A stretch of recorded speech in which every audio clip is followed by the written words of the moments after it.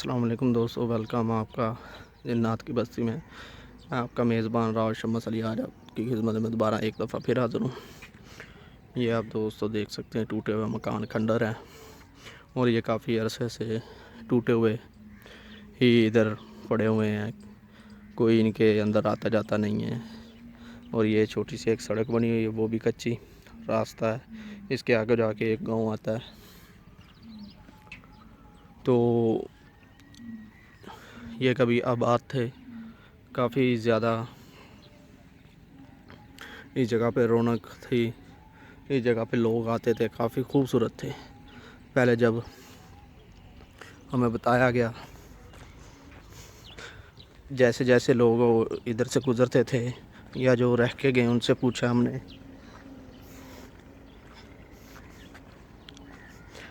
ये किसी अंग्रेज़ का जो एक छोटा सा बसाया हुआ समझ लें एक मोहल्ला था। उस वक़्त इस जगह पे अंग्रेज़ अपनी हुकूमत करते थे।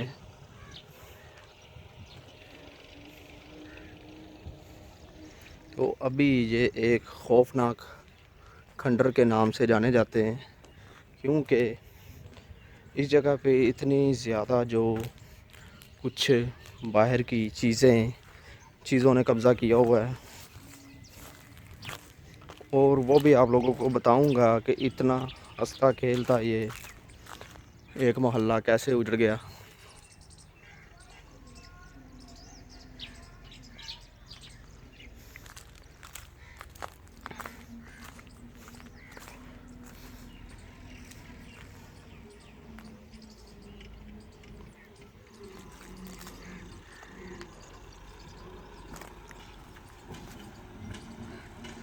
और दोस्तों आप लोगों को बताता चलूं कि ये जो एक मोहल्ला बसाया गया था इस जगह पे, और जंग के दौरान इस जगह पे उन्होंने गोलियां वगैरह चलाई, बम वगैरह फेंके। लोग इन छतों के नीचे ही दब गए। आज तक उनको इस जगह से नहीं निकाला गया। ये आप देख सकते हैं, ये छतें वगैरह गिरी हुई हैं। ये काफ़ी अरसे से गिरी हुई हैं, आज की नहीं, कम से कम मेरा ख्याल है कि पाकिस्तान के अलग होने से भी पहले की बात है।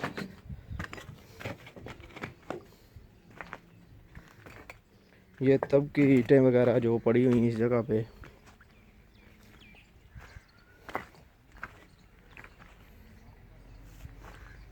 अभी शाम का वक्त है, कुछ देर में ही रात हो जाएगी इस जगह पे।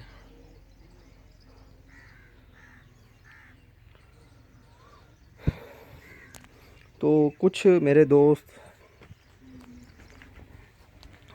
बताते हैं जो इस जगह पे रहते हैं या इस जगह के आसपास रहते हैं, जो इधर रह के गए हैं, वो भी बताते हैं कि जब उन्होंने इनके ऊपर बम वगैरह फेंके तो किसी का सर अलग हो गया धड़ से, किसी का बाजू कहीं पे पड़ा था, किसी का कहीं पे पड़ा था। और काफ़ी खौफनाक मंज़र था इस जगह पे कि सभी के सभी जो मर चुके थे। तो उसके बाद जो कुछ बचे थे उन्होंने इस बात के ऊपर जो गौर किया कि जब वो रात के वक्त इस जगह से गुज़रते थे तो उनको चीखों पुकारने की आवाज़ें आती थी। तो जो एक बुज़ुर्ग हैं, शहर के अंदर रहते हैं अभी, तो उनकी तकरीबन उम्र इस वक्त मेरा ख्याल है कि 100 साल के करीब होगी।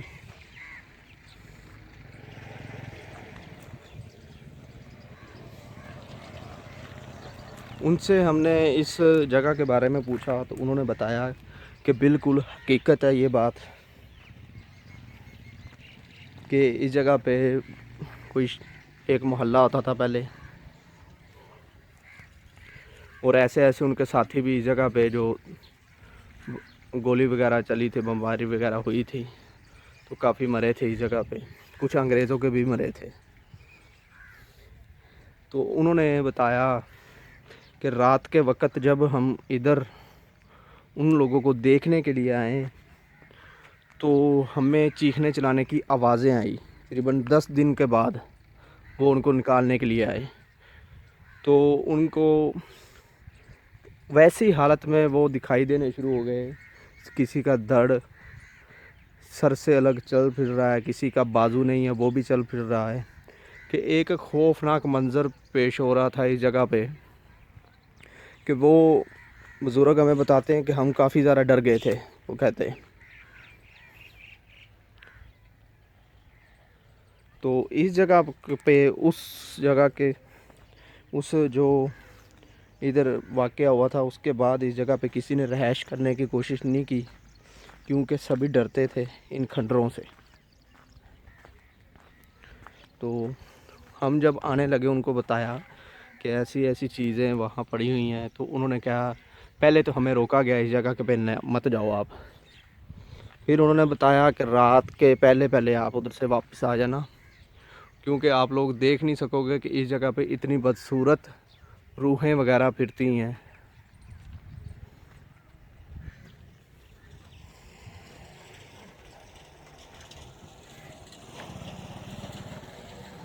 तो ये आप देख सकते हैं दीवारें वगैरह इसकी कुछ गिर चुकी हैं, कुछ गिरने वाली हैं। तो छतें वगैरह तो है नहीं, ये वैसे का वैसे ही है जब इनके ऊपर बम वगैरह फेंके गए थे।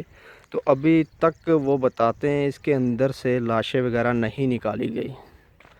तो उस वजह से इसे जिन्नात का जो नाम मिल गया इस जगह को, कि ये एक जिन्नात का इलाका है। और तब से काफ़ी ज़्यादा इधर आके टीमें काम कर चुकी हैं, हम भी आ चुके हैं, लेकिन हमें इसकी मालूमात इतनी ज़्यादा नहीं थी। अब हमें इसकी मालूमात थोड़ी सी ज़्यादा है, तो इसलिए आप लोगों को दोबारा दिखाने के लिए हम हाज़िर हो गए इसकी असलियत क्या थी। तो आज हमें पता चल गया कि इसकी असलियत यही है। और ये अकेला नहीं है, इसके एक साइड पे आप देख सकते हैं, वो सामने की साइड पे एक अस्पताल है, सामने की तरफ छोटा सा। अंग्रेज़ों ने छोटा सा अस्पताल बनाया था, उसके अंदर उनके जो आदमी ज़ख्मी वगैरह होते थे या जो भी मसले मसाइल उनको पेश आते थे, तो वो उस जगह पे उनका ट्रीटमेंट करते थे। अभी हम चलते हैं उसी जगह पे। ये आप देख रहे हैं सामने की तरफ बिल्कुल।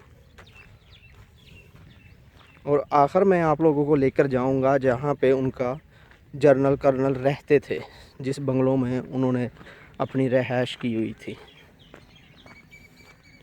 तो ये उनका अस्पताल आ चुका है दोस्तों। जो बिल्कुल सच्चाई आप लोगों को वो दिखा रहे हैं। रात के वक्त हम भी आए हैं, हम भी डरे हैं इस जगह से, क्योंकि हम जल्द से जल्द निकल गए थे इस जगह से। ये हॉस्पिटल है उनका, क्योंकि इसी जगह से मैं डरा था, मेरी टीम के लड़के भी डरे थे, तो इसलिए हम इसके अंदर नहीं जाएंगे, क्योंकि पहले आप लोगों को दिखा चुका हूँ। ये मज़ीद इसलिए आप लोगों को दिखा रहा हूँ क्योंकि इस जगह के साथ ही वो जगह है, ये उसके इलाके के अंदर ही है।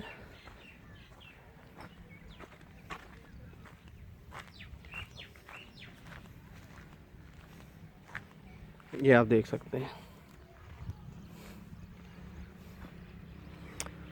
तो जैसे जैसे रात के 9 या 10 का टाइम होता है, इस जगह पे चीखने चलाने की आवाज़ें और किसी के भागने की आवाज़ें सुनाई देती हैं। इस जगह पे ऐसा मंज़र, जो आसपास गांव के लोग गुज़रते हैं वो भी काफ़ी ज़्यादा डरते हैं। अब तो उन्होंने एक टाइम टेबल बनाया हुआ है कि अगर उन्होंने जल्द से भी जल्द इधर से ख़त्म कर देते हैं गुज़रना, तो वो 8 बजे के बाद इस जगह से नहीं गुज़रते। अभी जो ऐसे महसूस हुआ जैसे कोई भाग कर गया अंदर से।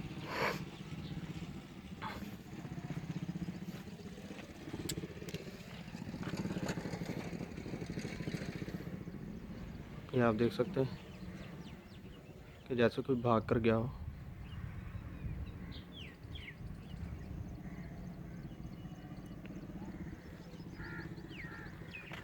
तो अभी हम आप लोगों को वो इलाका दिखाते हैं कि जिसके अंदर वो उनके कर्नल वगैरह, बड़े अफसर वगैरह ने खुद रैश की हुई थी अपनी फैमिली के साथ।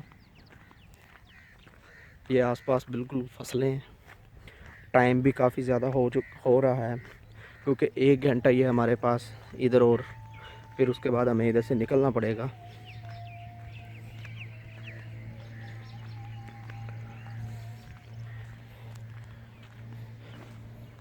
और इसके जो इस हॉस्पिटल के अंदर एक कोने के ऐसा कमरा है कि जिसके अंदर डेड बॉडी रखी जाती थी।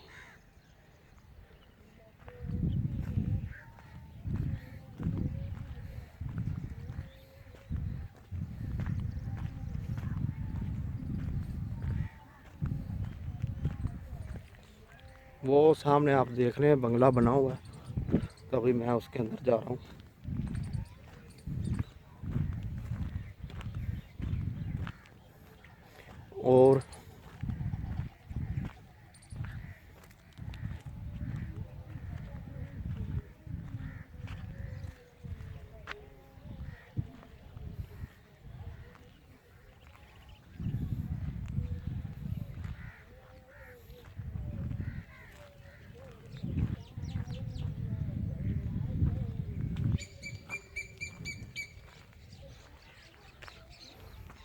और ये सामने की तरफ एक रास्ते के अंदर, इसकी भी आपको लोगों को मालूमात देता चलूँ।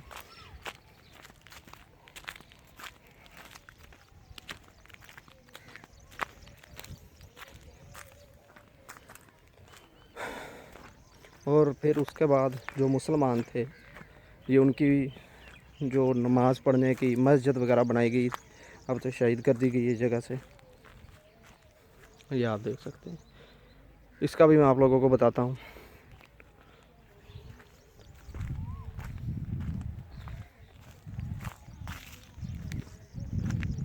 ये मस्जिद के साथ इधर एक काफ़ी बड़ा कमरा था। मस्जिद इसके बाद बनाई गई थी, पहले ये कमरा ही था, ये वाला।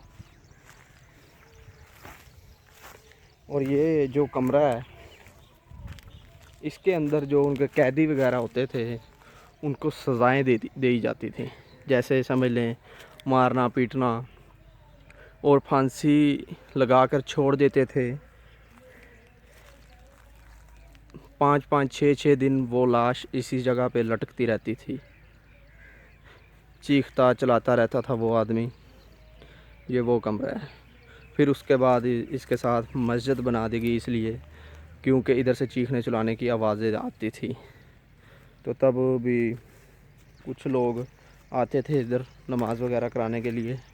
लेकिन फिर ये गैर आबाद हो गई, शहीद कर दी गई ये मस्जिद। अभी इसके अंदर कोई अजान वगैरह नहीं देता आके। अभी हम उस बंगले के अंदर जा रहे हैं, क्योंकि ये काफ़ी बड़ा है। इसके अंदर ही ये आप देख सकते हैं फसलें वगैरह लगाई गई हैं।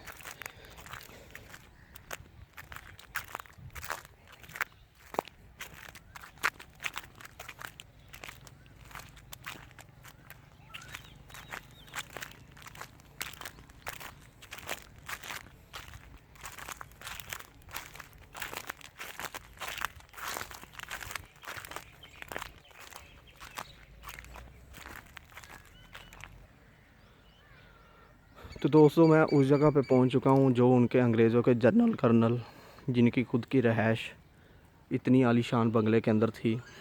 और आप लोगों को ये भी बताता चलूं कि जो उनका बड़ा कर्नल था, उसने इस जगह पे अपने आप को फांसी वगैरह लगा ली थी इसी बंगले के अंदर, क्योंकि उनके फ़ौजी वगैरह थे वो सभी मर चुके थे। तो उसने अपने आप को एक जो कमरे के अंदर बंद करके फांसी लगा ली थी। तो तब से उस कर्नल की भी जो चीखने चलाने की आवाज़ें इसी बंगलों के अंदर ही आती हैं। हमें उसका नाम तो नहीं पता, जितनी हिस्ट्री हमें बताई गई है या पता लगी है रिसर्च के दौरान, वो ही आप लोगों को बता रहे हैं। इसके अंदर कोई आता जाता नहीं है। अभी आप लोगों को वो भी कमरा दिखाएंगे जिस जगह पे उसने अपने आप को फांसी वगैरह लगाई गई थी।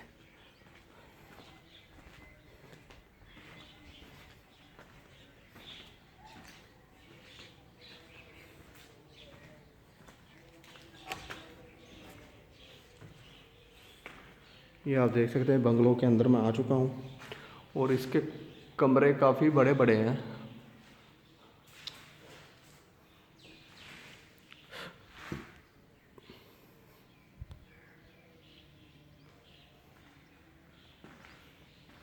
और दोस्तों बताता चलूँ कि ये वाला कमरा है वो। ये क्या गुजरा यार, अजीब सी आवाज़ थी इस जगह पे।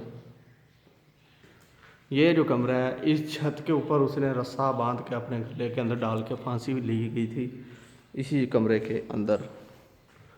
ये आप लोगों को अच्छी तरीके से दिखा देता हूँ मैं। तब से ये आप देख सकते हैं दरवाज़े वगैरह बंद किए गए और ये दरवाज़ा खुला हुआ है एक साइड का।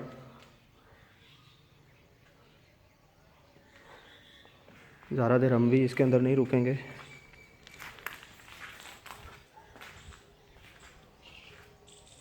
ये आप देख सकते हैं क्योंकि अभी थोड़ा सा दिन है, कुछ ही देर में रात हो जाएगी इस जगह पे।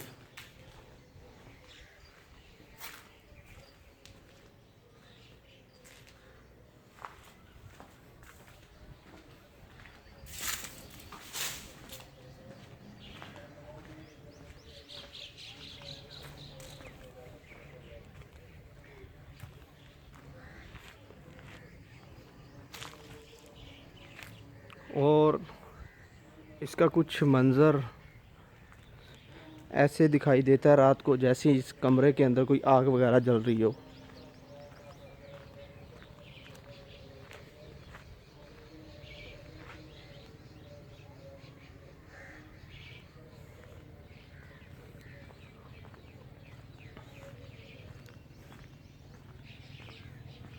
क्योंकि इसका ज़्यादा हमें बताया गया है, इसके दरवाज़े वगैरह बंद किए गए हैं, तो मज़ीद हम ऐसा रिस्क नहीं उठा सकते।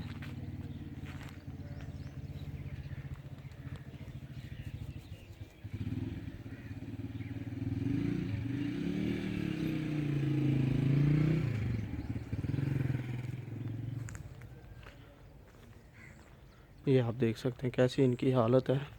इसके अंदर जाते हैं तो खौफ आता है, जैसे कोई एक्टिविटी मौजूद हो, तो मौजूद है इसके अंदर।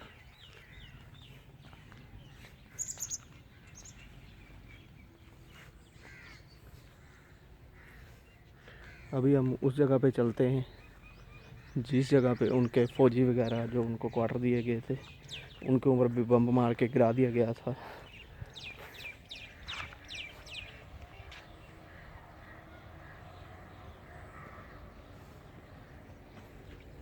वो भी इन फसलों के अंदर से गुज़र कर उधर जाना पड़ेगा दूसरी साइड पे।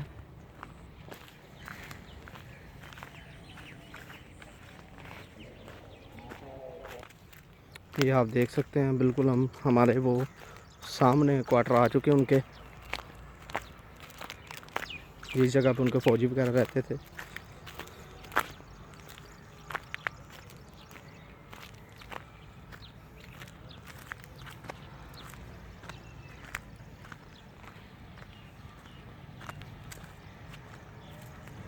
ये आप देख सकते हैं, इनका मैं विज़िट कराता हूँ आप लोगों को।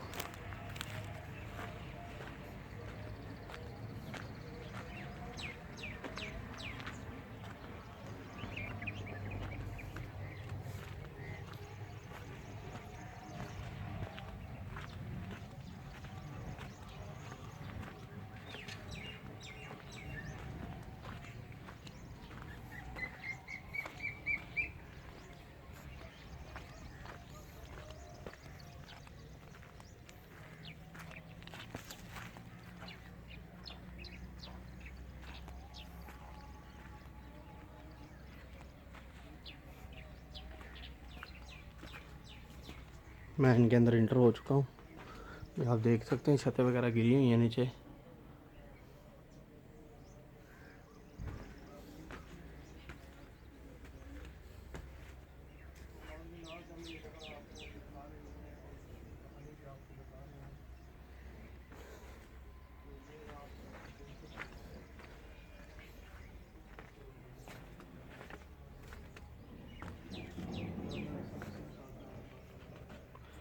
कि आप देख सकते हैं मैं उनके अंदर आ चुका हूँ। इस जगह पे काफ़ी अजीब अजीब सी चीज़ें हैं।